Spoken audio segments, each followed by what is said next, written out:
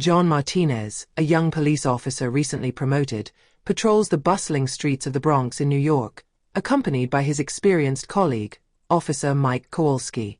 Martinez, still early in his career, is full of energy and determination, eager to prove himself in one of the city's most well-known neighborhoods, famous for its cultural diversity but also its security challenges. Kowalski, on the other hand, is a veteran of the force. He has spent more than 20 years walking these same streets, and knows every corner, every familiar face. His reassuring presence and methodical approach contrast with the enthusiasm and impatience of his younger partner. The night is cool, but the tension is palpable. Around every corner, they remain alert, aware that the apparent calm can be deceptive. The neon lights of small shops and the dim lights of bars illuminate the sidewalks, creating a play of shadows and lights that adds to the atmosphere. In some corners, groups of young people chat loudly, while passers-by hurry home, heads down, trying to avoid confrontation. Martinez and Kowalski know that in this neighborhood, the unexpected is the norm, and every night can be radically different from the one before. As they move slowly in their patrol car, Kowalski notices a figure in a parked car off to the side, under a flickering streetlight. At first glance, the scene seems harmless, but in this neighborhood, experience has taught him to be vigilant. A black man, alone behind the wheel, appears to be quietly observing the surroundings, as if waiting for something or someone. This behavior draws Kowalski's attention, and suspicious, he asks John to stop so they can check the situation more closely. The two officers exit their vehicle and approach the driver's side of the parked car. Kowalski, leading, taps gently on the window, his face stern and focused, trying to establish immediate control of the situation. "Good evening, sir. Can you show me your papers?" Kowalski asks in a firm but neutral, professional tone. The man behind the wheel, visibly calm and showing no signs of hesitation, glances briefly at the officers, then slowly opens the glove compartment to retrieve his papers. He hands the documents to Kowalski without saying a word, his face impassive, his eyes hidden behind sunglasses despite the darkness of the street. John, standing slightly back, watches the scene closely, trying to grasp the nuances of the exchange between his partner and the stranger. He senses a certain tension but remains alert, ready to intervene if necessary. Kowalski takes the papers and quickly scans them, his expression hardening imperceptibly. He hesitates for a moment, as if thinking about what to say or do next. Then, an almost imperceptible change occurs in his behavior. A sinister gleam crosses his eyes. He leans slightly closer to the open window, bringing his face closer to the man's. "This is not what I want," Kowalski murmurs, his voice lowered to almost a whisper, cold with menace. "I want money. Otherwise, you'll go to jail for disturbing the peace. Or worse." John stands frozen for a moment, tension building inside him like a rising tide. He has often heard of situations where officers cross the line, but he never imagined his own partner could end up on the other side of that line. A cold sweat runs down his back as he watches Kowalski, who seems transformed, and the man in the car, calm and impassive, showing no fear in the face of the threats. "Excuse me," the man finally responds, his voice firm and controlled. "I gave you what you asked for." Kowalski straightens up, quickly glancing around to ensure no one is watching them. The street is empty, bathed in the silence of the night. Satisfied, he leans in again, bringing his face even closer to the window, his expression hardening further. His voice becomes a threatening whisper, almost a sinister promise. "You heard me. I want money. Otherwise, you end up at the station, and believe me, I'll make sure this ends very badly for you." John, his heart racing, slowly approaches Kowalski. He feels the adrenaline flooding through him, his mind torn between loyalty to his partner and his moral duty. "Mike, what are you doing?" he whispers, his voice tense, trying to stay calm to avoid escalating the situation. He hopes his colleague will realize the gravity of his actions and come to his senses, but Kowalski seems impervious to logic, lost in a spiral of domination and corruption. The man in the car watches them silently, his eyes hidden behind the sunglasses, but John can sense he is neither impressed nor frightened. After a brief silence, he sighs, like a disappointed parent dealing with a misbehaving child. Slowly, he slides his hand into the inner pocket of his coat, pulling out not a bill, but a business card, which he hands to John. The latter, hesitating, takes the card, and a detail immediately catches his attention. The name is printed in golden letters, gleaming under the faint light of the street lamp. In capital letters, he reads, Special Agent Derek Harris, FBI. The words take his breath away, and for a split second, he doubts what he's seeing, but the card is undeniably authentic. Kowalski stands frozen, as if petrified by the revelation that has just hit him like a sledgehammer. The business card in John's hands, the calm but incisive tone of the man behind the wheel, and his own threatening words come back to him like a brutal blow. Slowly, his face loses all trace of its usual confidence, his complexion pale, his lips trembling slightly. For the first time since working with him, John sees a glimmer of fear in Kowalski's eyes, a vulnerability he never knew existed. A heavy silence settles in, as if time itself has frozen. Kowalski swallows hard, his mind desperately trying to find an escape. He glances furtively around him, as though hoping for an exit to miraculously appear, but the street remains empty, and the walls of the nearby buildings seem to close in, trapping him in his own mistake. Derek Harris, still calm and impassive, breaks the silence with a chilling authority. Officer Kowalski, I think we need to discuss your behavior. What you just did isn't just abuse of power, it's an attempt at extortion and harassment, serious offenses that could end your career. Kowalski is speechless, unable to meet the federal agent's piercing gaze. He feels the weight of the consequences bearing down on him, and panic begins to creep behind his frozen expression. Derek straightens slightly in his seat, crossing his arms, his posture radiating total control over the situation. He clearly knows how to handle tense situations and how to use silence to increase the pressure. John, standing next to his partner, is torn between relief and embarrassment. He has seen Kowalski cross the line, and although he's still a novice, he understands that this moment is crucial for his own career. He feels the urge to speak, but hesitates, preferring to observe. A part of him hopes Kowalski will take responsibility, but he also knows his partner's pride. Finally, in a desperate attempt, Kowalski tries to regain some semblance of control. Listen, Agent Harris, I think there's been a misunderstanding. It wasn't. I didn't mean to. But Harris interrupts him, his voice cutting off any justifications. You know, misunderstandings like this can lead you straight to the disciplinary board, not to mention potential criminal charges. He pauses, never taking his eyes off Kowalski. Or if you prefer, we can also handle this formally, and make sure it's included in every report that follows. Kowalski lowers his head, realizing that any attempt to justify himself will only worsen his situation. His voice breaks as he murmurs, I'm sorry. But his words sound hollow, as if he's apologizing more to mitigate the situation than out of genuine remorse. Derek Harris lets the silence hang for a moment longer before responding, his voice still cold. Apologies aren't enough, Officer Kowalski. It's time for you to own your actions. Then, turning to John, he adds, As for you, young man, you should consider what it really means to be a law enforcement officer. Choose your mentors wisely, because this profession demands integrity, not complacency. John, deeply affected by Agent Harris's words, feels a searing shame flood through him, not because of what he has done, but for everything he has allowed to happen, for every complicity he chose by taking the easy way out. The tension reaches a point of no return. In that moment, he finds himself plunged into a moral dilemma of unbearable intensity. Should he break the unwritten code of loyalty that binds him to his partner, or should he honor his oath to protect and serve, even if it means betraying the one who is supposed to stand by him? The weight of this decision crushes him. His heart races, and his breath becomes shallow. This is no longer just about petty corruption. He is faced with a choice between his own integrity and betraying a colleague. His thoughts swirl as he measures the consequences. His intervention could ruin their careers, or worse, set off a chain of uncontrollable events.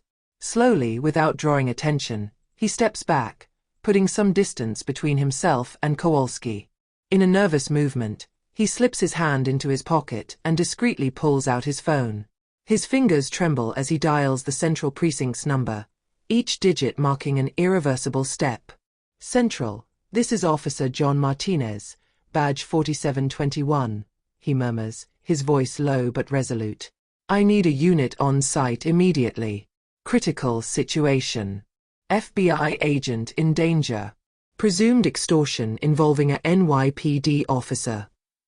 He hangs up before Kowalski has any inkling. Phone barely tucked away, he takes a deep breath and turns toward Kowalski, his jaw clenched. It's now or never. Mike, enough, he says, his voice louder than he intended, ringing like thunder in the oppressive silence. This guy is a federal agent, and you're crossing a line that can't be erased. Kowalski jerks around, surprised, his gaze hard, unable to believe his partner would dare defy him like this. What? John, we're in the same boat, right? This guy is nothing but an insignificant obstacle. Who cares? No one's here to back him up. But John stares at him, unwavering, his gaze filled with a resolve he didn't know he possessed. No, Mike. This isn't just a small matter, and I'm not going to follow you down this path. You're playing with fire, and you're about to lose everything. If you keep going, you'll have me against you. A few meters away, Agent Harris, observing the scene from his car, takes note of every word exchanged, his relaxed posture concealing an absolute state of alertness. Silently, he raises his hands slightly in a calculated gesture to avoid any escalation. He knows backup is on the way, but he also understands that, at this moment, it's John's decision that will seal their fates. Kowalski swallows. Trapped. He realizes that his own partner is ready to sacrifice their professional relationship, to oppose him publicly, in order to defend what he knows is right. The weight of this unexpected betrayal hits him, and for the first time, he feels fear creeping in. The sound of sirens grows louder, cutting through the oppressive stillness of the empty street. In moments, a squad of police vehicles screeches to a halt around them, forming a circle of metal and light around the scene. Officers leap out of the cars, weapons drawn, in perfect synchronization, each positioning themselves to secure Agent Harris and neutralize any potential threat.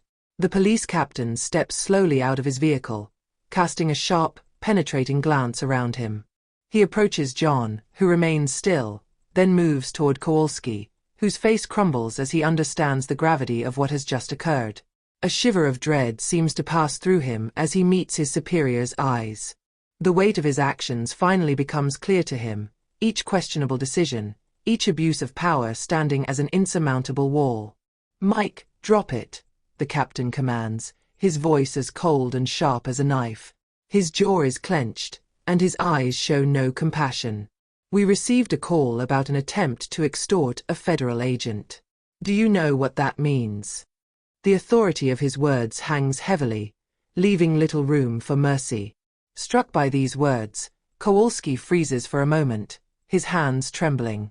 The notebook he was holding slips from his hand, falling to the ground with a dull thud. In a gesture of resignation, he slowly raises his hands in surrender, realizing that every escape route has now closed. The officers move forward cautiously. One of them picks up the notebook, while another places a firm hand on Kowalski's shoulder. Mike Kowalski, you are under arrest for attempted extortion and abuse of power, the officer states, reading him his rights with the same rigor reserved for the most heinous criminals. As they handcuff him, Kowalski casts a desperate glance at John, a final silent plea for support, or perhaps for some form of leniency. But John looks away, his jaw clenched, a mixture of sadness and disappointment in his eyes. He knows this moment marks the end of their partnership and, in a way, the end of the man he thought he knew. Meanwhile, Agent Harris observes the scene calmly, his features neutral, but a glimmer of approval in his eyes.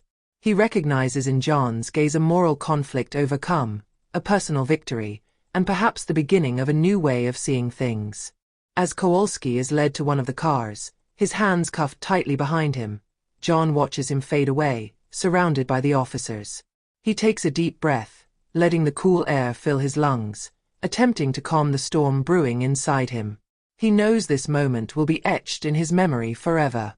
He has just broken an unspoken pact, the blind loyalty between partners. But he feels no regret, only a strange sense of liberation, as though a weight he didn't realize he was carrying has finally been lifted from his shoulders. Watching Kowalski disappear into the patrol car, John senses that his life has taken an unexpected turn. His entire journey as a police officer plays out before his eyes. The hours of patrols, arrests, investigations shared with Kowalski. He remembers their early days, the camaraderie that had been built, the confidences exchanged, and he wonders how his partner ended up like this, lost in arrogance and abuse of power. Perhaps, somewhere, he could have seen the warning signs. Maybe he was blinded by misplaced loyalty, a devotion that pushed him to silence certain doubts. But today, he chose to break that silence.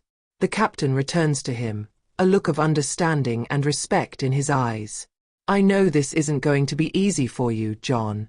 This kind of decision never comes without consequences, he says in a grave tone. Some of your colleagues will look at you differently, maybe even turn their backs on you. But keep in mind that what you did today is the mark of an upright man, someone who can be trusted. We need more people like you in this unit.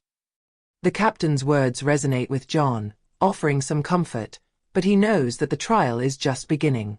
He expects side-eye glances, murmurs in the precinct hallways. The police, with their unwritten code of honor, don't easily forgive those who betray the family. Still, deep down, he knows he had no choice. This decision, as heavy as it was, came from his heart, from his values. And he secretly hopes that others will understand. Agent Harris approaches, extending his hand. I owe you one, Agent Martinez. Not many people would have had the courage to intervene. You did what had to be done, he says, sincere respect in his voice. John shakes Harris's hand, feeling a mutual gratitude that transcends words. I just hope it was worth it, he murmurs, almost to himself. Harris looks at him, his eyes hard but filled with a brotherly understanding. Justice doesn't always reward those who serve it, John. But it respects them. And with what you did, you've respected yourself. That's all that matters. Gradually, calm returns, and the police cars begin to pull away one by one, leaving behind a heavy yet necessary silence. John stands there for a moment, his hands in his pockets, watching the red and blue lights fade into the night. He knows a long road awaits him, one filled with doubts and self-reflection, but he accepts this reality, ready to face the consequences. As he prepares to head home, a strange serenity washes over him. For the first time in a long time, he feels at peace with himself, knowing that he found the strength to act as an upright man, despite everything. In the dim light of the empty street, John Martinez, police officer, no longer sees himself as just a cog in a complex machine, but as a man who chose his own path, whatever the cost. A few days later, Kowalski is transferred to a federal prison, facing serious charges of corruption and extortion of a federal agent. News of his arrest spreads like wildfire, and the case quickly makes headlines, with everyone eagerly lapping up the sordid details that emerge. The headlines speak of a shock within the NYPD, and a corrupt officer exposed. And the media coverage shows no sign of easing, fueling speculation about a possible wider corruption network within the department. Inside the precinct, the atmosphere is tense. The offices, usually filled with camaraderie and laughter, are now marked by a heavy silence. Many of his colleagues, concerned about the implications of the case, now look at John with suspicion or mistrust. He can feel the whispers behind him in the hallways, furtive glances that turn away when he approaches, and some even deliberately avoid him, fearing that his decision to expose Kowalski might also compromise them. Yet, in his heart, John knows he made the right decision. It's a conviction that reassures him, even in the midst of the storm surrounding him. By taking this risk, he not only protected the integrity of a federal agent, but he also acted according to his own principles, a choice that allows him to look at himself in the mirror without shame. This certainty gives him the strength to get through this difficult time.